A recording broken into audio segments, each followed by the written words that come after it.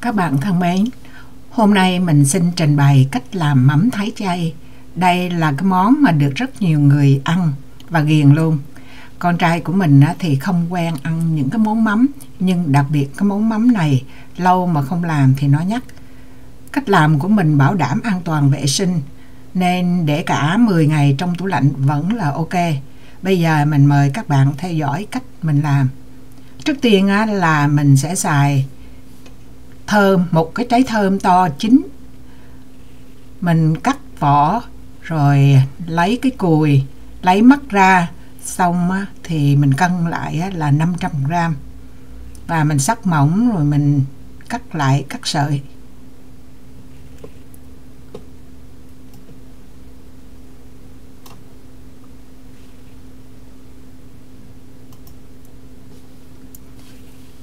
Sau khi cắt xong thì mình bỏ nó vô chảo. Mình cho vô là 1/4 một muỗng cà phê muối biển và 1 muỗng canh đường. Bạn có thể cho đường cát trắng hay là đường vàng cũng được. Mình xên nó trên cái lửa trung bình và mình phải trộn để cho nó khỏi bị khét ở phần ở dưới đáy. Đến khi nào mà mình thấy nó miếng thơm nó trong lại và nó có vẻ là kẹo lại thì là xong. Kế tiếp là mình sẽ vần rau củ. Hai loại này thì nó hơi tương đương với nhau, thành ra mình để chung. Cà rốt mình cạo vỏ, cắt đầu cắt đuôi cho sạch. Xong rồi thì đu đủ cũng vậy. Đu đủ cái trái này sau khi mình gọt hết ra, mình bỏ hết ra rồi mình cân lại thì nó là 500g. Cà rốt thì 300g. Và dùng bằng bào để mình bào thành sợi. Vì đu đủ nó có mũ, thành ra mình bào ra, mình bỏ vô cái thau nước lạnh. Trong cái thau nước lạnh đó mình cho vô là nửa muỗng cà phê muối. Còn cà rốt thì mình không có cần ngâm muối, bởi vì nếu mà mình bỏ muối thì cà rốt nó sẽ ra nước nhiều lắm. Sau khi mình làm xong thì mình cũng vớt cái đu đủ ra để cho nó ráo, rồi mình bỏ qua cái rổ sấy này để mình sấy. Các bạn cũng có thể mà phơi, nhưng mà khi phơi thì phải bảo đảm là đậy kỹ để mà ruồi, kiến và bụi bặm không có vô, bởi vì cái này mình không có nấu. Mình sẽ sấy nó là 125 độ F, tức là 52 độ C, trong khoảng 1 tới 2 tiếng đồng hồ tùy theo các bạn sắp dày hay mỏng. Cách mình làm như thế này thay vì vắt mình lại đi sấy để mà giảm bớt cái sự mà bụi bặm, với lại giảm bớt cái mà mất được sinh tố cũng như là vitamin, như là chất dinh dưỡng. Sau khi mà mình đã sấy xong rồi thì bắt đầu là phải giữ gìn sạch sẽ ra. Mình không có muốn làm cho nó dơ tay chân. Nếu mà không mang găng thì mình phải rửa tay cho sạch. Bây giờ mình trộn sơ sơ nó cho cà rốt với đu đủ nói với nhau. Mà các bạn làm, bạn thấy mình sấy nó vừa khô cái mặt thôi, không có sấy khô. Rồi dưa leo thì 4 trái to này cân cũng 7, 8, 900g gì đó. Nhưng mà sau khi mình cạo vỏ hết, mình cạo ruột hết đi thì mình cân lại khoảng là 600g. Từ 600g cho đến khi mà mình sấy nó khô rồi nó lại nhẹ hơn các cà rốt nữa. Móc ruột như vậy xong thì mình sẽ xắt theo cái chiều dài của nó ra. Chiều bề dài của nó khoảng là 4mm.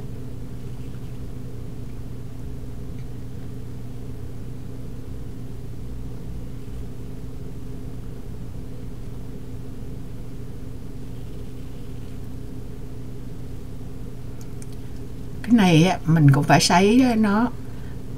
Nếu mà mình phơi thì cũng giống như cà rốt, phải là đậy kỹ nó lại. Còn mình sấy này cũng bằng nhiệt độ, nhưng mà thời gian nó lâu hơn chút. ớt chuông với lại dưa leo á, thì nó giống nhau về cái lượng nước á, gần giống nhau về lượng nước, cho nên mình sấy chung với nhau. Một cái trái ớt này là 100g, sau khi bỏ hết cuống, bỏ hết hột á, thì còn lại chính xác là 100g.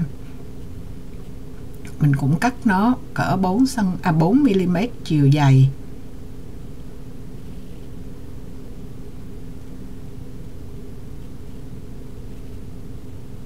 Nó dài quá thì mình cắt đôi ra. Mình cũng sấy nó là 125 độ F, 52 độ C. Bạn có thể sấy bằng cái dehydrator này, hay là mình sấy trong cái lò nướng, hoặc là có thể air fryer, cái gì cũng được. Bây giờ chuyển qua phần gừng, riềng. Bạn có thể làm gừng không hoặc riềng không, hoặc là kết hợp hai thứ. Mình xài đây khoảng là 70g. 70g là sau khi gọt vỏ rồi hết rồi á, mình sẽ sắc sợi. Mùi riềng á, thì nó giống mùi mắm hơn. Đây là mắm mà mình sẽ xài cái loại chao đỏ, nó có mùi mắm hơn loại chao trắng, nên mình xài cái riềng. Mà có nhiều người không thích thì mình kết hợp luôn hai thứ. Dưa leo, ớt á, nước nhiều thì sấy lâu hơn. Bây giờ nó vừa khô mặt là mình lấy ra. Đậu hũ là một cái hộp này là một pound là 450g đi. Loại này là loại cứng. Mình đem ra 4 miếng, mình cắt ra mỗi miếng ra, cắt đôi nữa. Rồi mỗi cái miếng đó mình cắt ra như vậy là 8 miếng á. Một miếng lớn này ra làm 8 miếng nhỏ. Rồi mình sắp lên cái vỉ nướng của cái lò chiên không dầu để mình chiên nó. Chiên thứ nhất á, là để cho nó bớt nước. Cái thứ hai nữa là khi mà đậu nó ở nhiệt độ cao hơn á, thì nó sẽ thơm. Rồi mình nướng nó, mình chiên nó ở 400 độ F 10 phút. 5 phút á, thì mình trở mặt dưới lên mặt trên.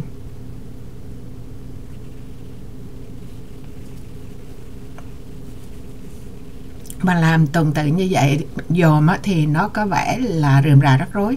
Nhưng mà mình cứ làm tuần tự vậy á, bảo đảm các bạn ăn là ghiền luôn. Bây giờ thì mình sẽ cắt nó thành sợi. Nếu các bạn không có lò chiên không dầu á, thì các bạn có thể là chiên trong dầu.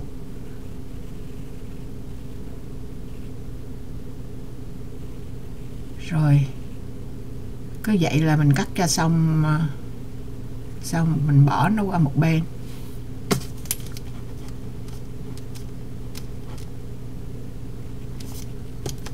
Bây giờ thì mình xài là 60g tàu hũ ki. Cái loại này là loại khô. Mình đem vô mình bẻ để mình ngâm vô nước.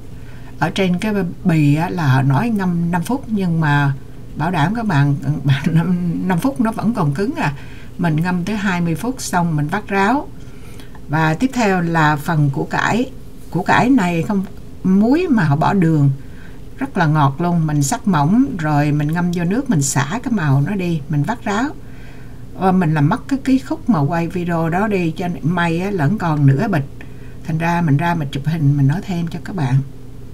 Bây giờ đồ mình dùng á, thì gồm có những cái thứ như sau đây. Lát nữa mình sẽ xài cái dầu ô liu, đó là 1/4 cốc. Rồi cái thính gạo này á, các bạn có thể xài thính gạo, thính nếp hay là bắp rồi rang lên, xay đi. Còn mình á, là mình xài cái mầm lúa mì. Cái này họ đã rang rồi, nhưng mà nếu kỹ thì mình rang lại lần nữa cỡ 300 độ, cỡ 5 phút là nó xong. Bây giờ mình vớt chao ra. Lúc đầu á, thì chao mình nếm thử nó quá mặn đi, thành ra mình vớt ra chừng đó. Nhưng mà khi mà mình làm vô á, thì mình thấy nó lạc. Bỏ trộn với rau củ thì nó lạc. Thành ra mình tổng cộng cái số chao vừa cái viên nó với vừa nước á, là 150g. Mình cho vô một muỗng canh nước tương. Món này là món chay, thành ra mình dùng cái nước tương chay luôn. mình làm để mình cúng á, thành ra mình chay hoàn toàn, không có xài cái nước tương của châu Âu. Bây giờ trộn đều nó đi.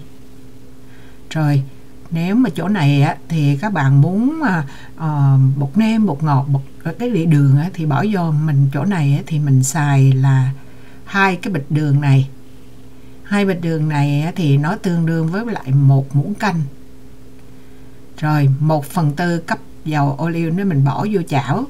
Rồi chảo nóng lên á, mình cho tàu hũ ki vô mình chiên nó giòn lên, nó văng nước lắm. Tại vì cái này á, tàu hũ ki khi mà các bạn ngâm rồi á, thì các bạn nên để lên cái tờ giấy towel á, để cho nó hút bớt nước, chứ mà nó văng kinh khủng. Bằng dồn cái bếp của mình nó văng dữ vậy đó.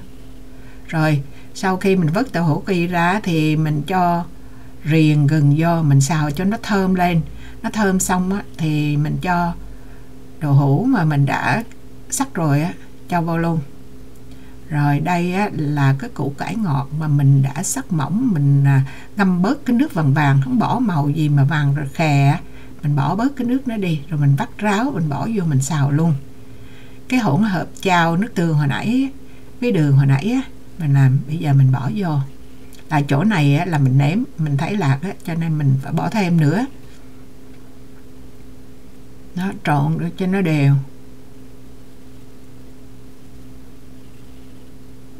Cái chảo này nó hơi nhỏ, cho nên còn cẩn thận không thôi nó rớt ra ngoài. Kế tiếp là mình cho thơm, mình đã rim rồi, mình bỏ vô luôn. Các bạn có thể là mua cái thơm mà trong hộp á. Còn mình thì mùa này thơm mình xài thơm tươi. Mình xào mọi thứ với cái lửa thấp, lửa trung bình để mình trộn cho nó đều khỏi bị có mùi khác ở dưới á. Cứ từ từ mà làm thôi. Ở đây mà có nhiều người bỏ hành phi vô, boro phi á. Mình có đó nhưng mà mình không có bỏ vô. Mình có mua boro mình phi một hũ. Rồi cái đồ bây giờ khi mà mình xào xong rồi á, mình để nó hơi nguội sơ, còn hơi ấm thôi, không có để nóng trộn vô. Thì mình bắt đầu mình trộn, tại vì nó cũng hơi nhiều á, thành ra mình phải dùng 2 cái thau để mình cứ trộn từ từ.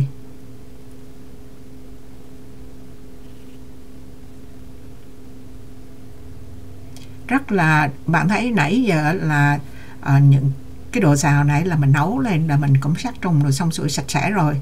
Còn cái đồ rau củ của mình á, mình ngâm nước muối là đu đủ hả. Còn cà rốt thì mình không ngâm, nhưng mà mình sấy ở cái nhiệt độ mà 100 mấy độ á, mình là nấm mốc gì nó cũng ngủm của đều rồi. Bây giờ mình cho vô 1 muỗng canh dầu mè. Bạn thấy cái mắm của mình khô ráo rất là ngon, thấm thía là ăn hả. Bạn làm thử đi, cái công thức này rất là tuyệt. Mình làm mình đem tới đâu ai cũng thích hết á. Con mình là đứa mà kén ăn, nó không thích cái mùi mắm, nhưng mà mình làm cái này hả là nó cứ đòi ăn hoài à. Rồi bây giờ thì mình mới bỏ cái mầm lúa mì để vô là cái thính á, nửa chén á. Mình bỏ vô mình trộn từ từ nữa. Tại sao mình bỏ thính? Có nhiều người nói bỏ thính sau. Thính này là để cho nó lên men á, là nó với cái kết hợp với lại chao đỏ á, nó lên cái mùi mắm. Với riềng nữa, bạn ăn bạn nghe cái mùi mắm chứ không phải là giống như là gỏi hay cái này là mắm. Có nhiều người họ xài rất là nhiều đường luôn, nhưng mà cái công thức của mình á, thứ nhất đó là mình có người kiêng đường trong nhà, cái thứ hai nữa là mình chỉ ăn vừa thôi, mắm mà không có ngọt lắm. Thành ra các bạn nếu mà muốn ngọt á, thì các bạn có thể thêm đường tùy ý, nhưng mà công thức của mình là như vậy. Bây giờ thì cái mà tàu hũ kia mình đã chiên rồi, bây giờ mình bẻ, nhưng mà vì mình mang cái bao này á, bẻ nó không có cái móng á, nó khó bẻ. Cái nào mà khó mình lấy kéo mình cắt ra, rồi nó vô ở trong cái đồ trộn này rồi á, thì nó ỉu ra, nó mềm. nó mềm khi mình ăn á, thì nó có chất béo, với lại nó thêm á, là có protein. Bẻ không được, cái móng tay không có là chịu à. Rồi bỏ vậy mình bóp. Rồi bây giờ thì mình cho nó có vị cay cay chút xíu. Các bạn thích thì bỏ nhiều, còn mình lấy 2 trái ớt khỉ mình sắc nhỏ xíu vô. Trái ớt này trái ớt Thái Lan á, ớt long á, khi mà nó còn xanh á, thì nó màu xanh, rồi già thì màu đen tím đậm á, rồi chín là đỏ. Đó, cuối cùng là ra được cái máy to mình để cho các bạn xem. Ngon chưa? Đó là chưa lên men nha, mình chỉ mới trộn lại thôi. Ngay từ bây giờ bạn có thể ăn nó được. Nêm nếm có thể thêm bất cứ cái thứ gì bạn thích bỏ vô. Còn như mình bây giờ thì mình sang nó ra làm 2 cái tô, mỗi cái này là 4-5 khoạt gì đó, cứ ngó ở trên màn hình vậy chứ cái tô này bự lắm.